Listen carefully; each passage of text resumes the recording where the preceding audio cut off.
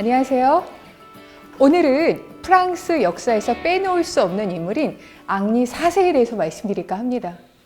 앙리 4세, 그는 명군이었으나 56명의 애첩을 거느린 늙은 호세칸이라는 별명을 갖고 있어요. 그의 첫 번째 왕비는 마르그리트, 영화 마고 보셨어요? 영화 마고의 주인공이면서 까뜨리는 메디치의 딸이에요. 근데 카톨릭의 중심 세력인 기즈 가문의 기즈 공작을 너무 사랑했어요. 그런데 엄마 까뜨린이 당시에 카톨릭과 개신교가 서로도 싸우던 시절이었거든요. 그래서 카톨릭과 개신교의 화합을 도모해서 프랑스의 전국을 안정을 시키려는 계획하에 사랑하지 않았고 개신교도인 나바르 왕국의 앙리와 정략 결혼을 하게 돼요. 그래서 결혼식 날 많은 사람들이 오게 되는데요. 여기에 콜리니 제독이 오게 됩니다. 이 결혼식을 하게 된 이유도 그렇고 이런 크게 성대하게 잔치를 벌이는 이유도요. 개신교도들을 편안하게 해서 사람들을 많이 불러들이게 하려고 하는 의도였는데요. 단 하나 목적은요. 목표 타겟은 콜리니 제독이었어요. 왜냐하면 기즈 가문의 수장이었던 프랑수아라고 하는 기즈 가문의 수장을 개신교도들이 암살을 했거든요. 그래서 이거에 대한 복수를 해야 되는데 뭔가 구실이 없어요. 그래서 결혼식에 참석한 콜리니 제독을 암살하려고 하는 게 목적이었어요. 그래서 화승총을 쐈는데요. 애석하게도 팔에 맞아요. 그래서 이 팔에 부상만을 입힌 채 암살 미수에 그치게 됩니다. 그래서 계획을 바꿔서 결혼식에 참석한 개신교도들을 다 학살하게 되는 바르톨로메오 학살이라고 하는 역사의 오점을 남기게 됩니다. 그리고 신랑이었던 그 나바르 왕국의 앙리 또한 목숨의 위협을 느끼죠. 그래서 피신 도망을 가게 되는데 그 신부였던 마르그리트가 도와줘서요. 무사히 목숨을 건지게 돼서 약 4년 동안 피신해 있다가 4년 뒤 나바르 왕국으로 돌아오게 됩니다. 그랬고요. 까뜨리는 10명의 자녀를 낳았고요. 3명의 아들을 왕위에 앉혔는데요. 그 어떤 아들도 후사를 보지 못해요. 그래서 발로아 왕가가 후사 없이 초라하게 몰락을 하게 됩니다. 까뜨리는 메디치 평생의 앙숙이었던 이 나바로 개신교 위그노였던 나바로 왕국의 앙리에게 왕권을 넘겨주게 돼요. 이 나바로 왕국의 앙리가 누구냐면 아까 말씀드렸던 사위예요. 그리고 마르그리트의 남편이었고요. 그래서 이 나바로 왕국의 앙리가 왕권을 이어감으로 인해서 프랑스 부르봉 왕가 시대가 문을 열게 됐습니다. 1593년 나바로 왕국의 앙리는 앙리 4세로서 개신교도였는데 카톨릭으로 개종을 하고 왕의 대관식을 거쳐서 프랑스 사람들의 열렬한 환영을 받으면서 파리로 입성을 해요. 그랬고요. 입성을 해서 그 전 프랑스와 1세가 만들어 놓은 개신교 탄압 법안을 폐지를 하고요. 낭뜨에서 프랑스 낭뜨라는 지역이 있는데 여기서 칙령을 발표했다 해서 낭뜨 칙령이에요. 이 낭뜨 칙령이 뭐냐면 개신교도들의 종교를 인정한다, 허용한다라는 뜻이에요. 그래서 그의 정치 목표 첫 번째가 뭐예요? 카톨릭과 개신교를 통합하는 게 첫 번째 제1의 목적이었습니다. 그래서 잘했거든요. 그런데 카톨릭으로 개종하고요. 그 다음에 왕의 공식적인 행사, 공식적인 여행에 따라다니는 한 여인이 있었어요. 이 여인이 누구냐면 아까 목숨을 구해준 마르그리트라고 하는 왕비라 그랬죠? 왕비가 있어야 될 자리에 왕비가 아니라 그 56명의 애첩 중에서 열렬히 사랑했고요. 당시에는 어떻게 문헌에 남겨있냐면 진주처럼 매끌거리는 피부를 가진 피부미인으로 기록되어 있는 가브리엘 데스트레라고 하는 애첩이었습니다.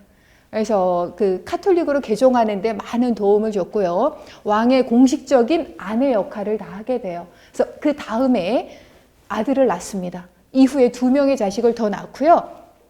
실질적인 아내로서 모든 것을 다 하게 됩니다. 그러면 그 마르그리트라고 하는 목숨을 구해준 첫 번째 왕비 있죠. 왕비와는 별로 사이도 안 좋았고요. 자식이 없었어요. 그래서 이 마르그리트는 성녀라고 하는 또 이 별명이 붙게 됩니다. 그래서 1599년 마르그리트와의 결혼을 무효화를 선언을 하고요. 이 애첩이었던 가브리엘 데스트레하고 결혼식을 하려고 합니다. 결혼식을 하려고 하는데요. 이 4번째 아이를 가졌어요. 그리고 임신한 6개월째 되는 어느 날 결혼식을 남겨둔 며칠째 되는 저녁에 10월 어느 날 갑자기 사망하게 돼요. 가브리엘 데스트레가. 사망하게 된 이유는요, 여러 가지 설이 난무한데요. 어쨌든 여러 가지 이유가 있습니다. 그 그림을 찾아보시면 가브리엘 데스트레와 자매라고 하는 루브르 박물관에 전시되어 있는 그림이 있거든요. 누가 그렸는지는 몰라요. 한번 찾아보세요. 그래서 가브리엘 데스트레와 자매라는 사진을 보시면 욕조 속에 여자 2명이 들어가 있습니다. 욕조 속의 여자 2명 중에서 오른쪽에 있는 여인이 가브리엘 데스트레고요. 왼쪽에 있는 여인이 가브리엘 데스트레의 동생이에요. 근데 동생이 언니의 유두를 이렇게 꾹 누르고 있는데요. 이거는 임신을 했다. 앙리 사세 아기를 가졌다. 이런 뜻이고요. 가브리엘 데스트레의 왼손을 보시면 반지를 하나 들고 있습니다. 이거는 곧 결혼할 것이다. 앙리 사세인데 청혼받았다. 이런 뜻을 갖고 있습니다. 그리고 사진 중간에 보시면 한 여인이 뭔가 이렇게 고개 숙이고 뜨개질하는 데 있죠. 뜨개질하는 거 있잖아요. 이게 바로 모이라이라고 하는 운명의 여신이에요. 곧 이 가브리엘 데스트레의 운명이 어떻게 바뀔 거다라고 하는 걸 암시하고 있고요. 그 사진 멀리에 보시면 액자가 하나 보이죠. 액자에 남자의 하반신이 보일 겁니다. 그 남자 액자 속의 하반신은요, 그 가브리엘 데스트레가 마음속에 사랑하는 연인이 한 명이 있어요. 그 연인 남자친구를 잊지 못해서 그 사진 속 액자 속에 그려 넣었습니다. 그래서 이 가브리엘 데스트레가 그렇게 1599년 결혼식을 며칠 남겨두고 죽었거든요. 죽자 너무너무 슬펐어요.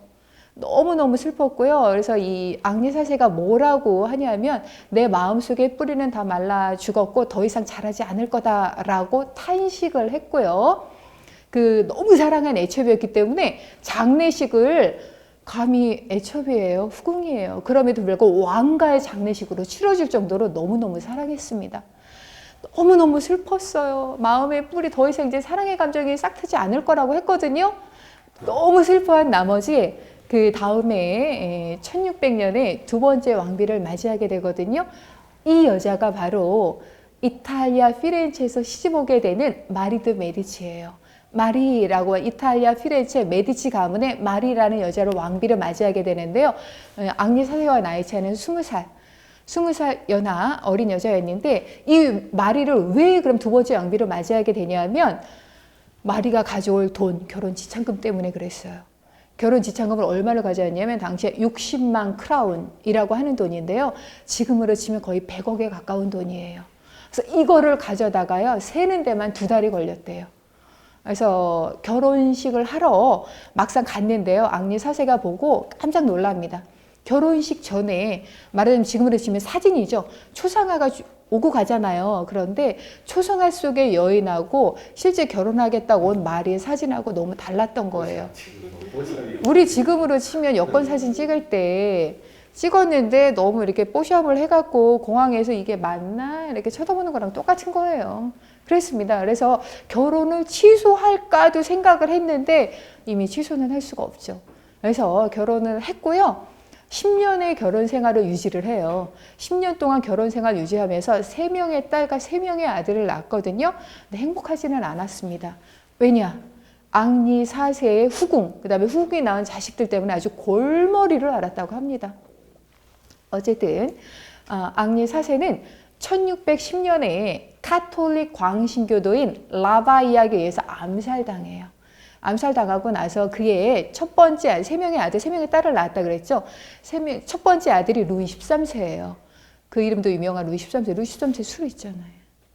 그 이름도 유명한 루이 13세입니다. 그래서 루이 13세가 9살이에요. 9살 된 아들을 암쳐놓고요. 섭정모후 엄마 마리가 수렴청정, 대리청정을 합니다. 우리의 문정왕후가 같아요. 수렴청정을 하는데 이탈리아에서 왔잖아요.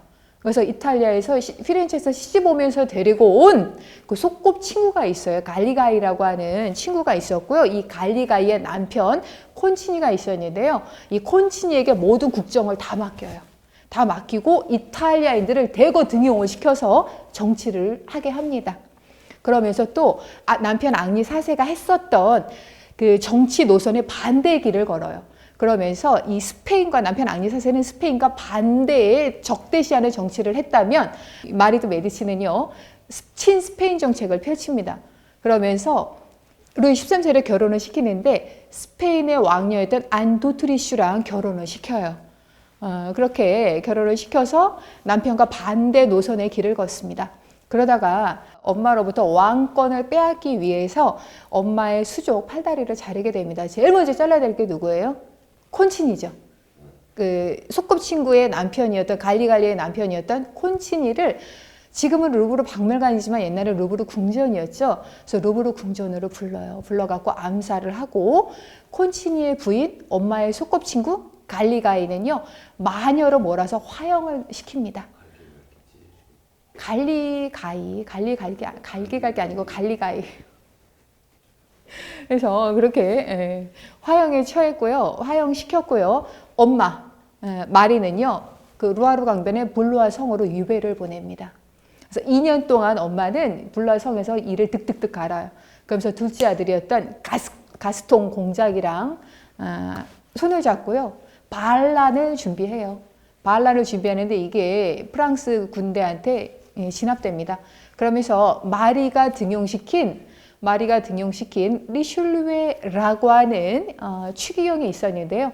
이 추기경의 중재로 인해서 아들 루이 13세하고 극적으로 화해를 합니다. 이때 정치에 다시 참여를 하게 됐고요. 그러면서 피렌체를 생각하면서 지어놓은 파리에 있는 궁전이 하나 있습니다. 이 궁전이 바로 릭상브루라는 궁전이에요. 그래서 릭상브루 궁전을 장식할 그림을 그리게 하는데 바로 당대 최고의 화가라고 하는 벨기에의 루벤스를 불러요. 그래서 루벤스를 불러서 마리의 일생에 관한 24개의 작품을 그리게 하는데요. 이 그림을 잘 보시면 마리가 거의 신격화되어 있어요. 신격화되어 있습니다. 왜냐하면 그 자기의 큰아들 루이 13세부터 왕권을 다시 찾고 싶었던 거예요. 그래서 그러한 그 숨은 뜻이 있었기 때문에 본인을 거의 신격화해서 낳았을 때도 신들이 찬양하고요. 그 다음에 교육받는 것도 다 신들이 와서 교육시키는 이런 본인을 좀 신격화한 그런 24개의 그림을 그리게 했습니다. 그래서 루벤스가 약 한 4년 동안 그리게 됩니다. 그 그림은요, 지금 루브르 박물관 리슐루에관 2층에 가시면 그 방 하나에 따로 24개의 연작이 전시되어 있습니다.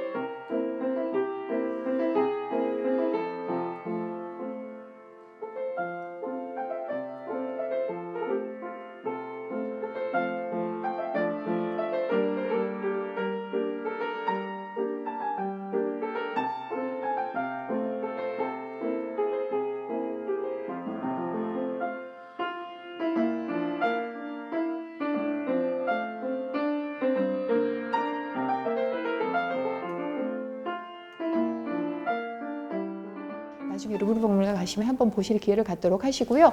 그러면 그 릭상브루 궁전은 지금 뭐로 쓰고 있냐면 프랑스 의회 건물로 쓰고 있습니다. 마리가 등용한 리슐루에라고 하는 추기경이요. 그 전에는 마리 편이었죠. 그런데 이제 이게 왕인 큰아들 루이 13세 편에 완전히 돌아서게 돼요. 이거에 열받은 마리가요. 저 리슐루에 추기경 내가 등용시켰는데 나를 배신해? 해갖고요. 리슐루에 추기경을 암살하기 위한 음모를 꾸며요. 근데 이게 발각돼 갖고요. 마리는 프랑스에서 추방당하게 돼요. 한때는 왕비였고요. 그 왕의 어머니이지만 프랑스에서 추방되고 나서 아무도 돌보지 않는 쓸쓸한 노후를 맞이하게 되는데요. 이 쓸쓸한 노후를 보살펴주는 한 예술가가 있었는데요. 이 예술가는 바로 루벤스였습니다. 그래서 루벤스가 죽기 전까지 마리드 메디치를 후원 도와줬다고 하고요.